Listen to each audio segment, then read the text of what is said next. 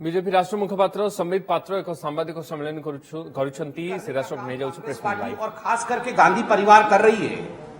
कहीं ना कहीं ये उनके चोरी को साफ रूप से बता रहा है, ये दर्शा रहा है कि कुछ ना कुछ गड़बड़ है, कुछ ना कुछ गांधी परिवार छुपाना चाहती है।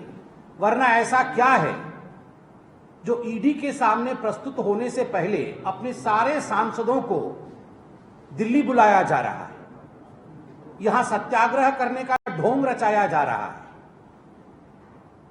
आज प्रश्न उठता है कि सत्य को उजागर करिए, ये सत्याग्रह करने का ढोंग मत करिए। There is no use of all this drama. If you really want to assist the law of the land and if you want to abide by the rule of this country, then present yourself in front of the ED and tell the truth. जो हकीकत है, जो सत्य है, उस सत्य को आप बताइए, ये नौटंकी करना बंद करिए। आज देश भर में कांग्रेस के जो नेता हैं वो प्रेस कॉन्फ्रेंस कर रहे हैं। ये देश भर में कहीं दिग्विजय सिंह और कहीं उनके प्रवक्ता वो प्रेस कॉन्फ्रेंस करने से क्या हो जाएगा। राहुल गांधी जाके ईडी के सामने सत्य को कबूल करें कि हां उन्होंने 500 करोड़ का गबन किया है। नेशनल हेराल्ड के केस में उन्होंने जिस प्रकार की चोरी की है उस विषय को वो बताएं। इसी से the rule of the land would be followed.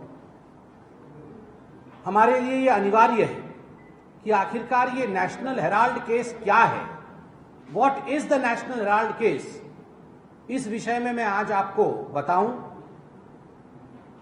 आपको पता होगा कि 1937 में जवाहरलाल नेहरू, जो बाद में चलकर हिंदुस्तान के प्रधानमंत्री बने, उन्होंने एक एसोसिएटेड जर्नल कंपनी नामक AJL, एसोसिएट जर्नल लिमिटेड नामक एक कंपनी बनाई। इस कंपनी का काम था 3 अखबारों को छापना। एक अंग्रेजी अखबार जिसका नाम नेशनल हेराल्ड है, एक हिंदी में नवजीवन नामक का अखबार और उर्दू में कौमी आवाज। ये 3 अखबार नेशनल हेराल्ड की जो कंपनी AJL थी ये छापती थी 1937 से।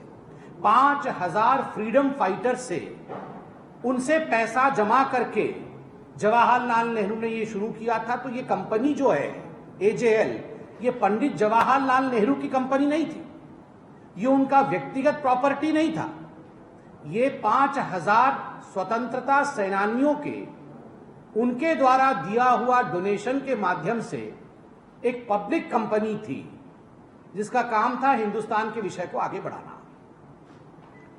किंतु चूंकि ये कंपनी थी जो फ्रीडम फाइटर के द्वारा आरंभ किया गया था, तो पूरे हिंदुस्तान में कई स्थानों पर, दिल्ली में, मुंबई में, हरियाणा में, इंदौर में, भोपाल में, इनको औने पौने दाम पर प्राइम प्रॉपर्टी एलोकेट किया गया, जमीन दी गई। आपने देखा है दिल्ली में इनकी प्रॉपर्टी कहां है, इनका ऑफिस कहां है।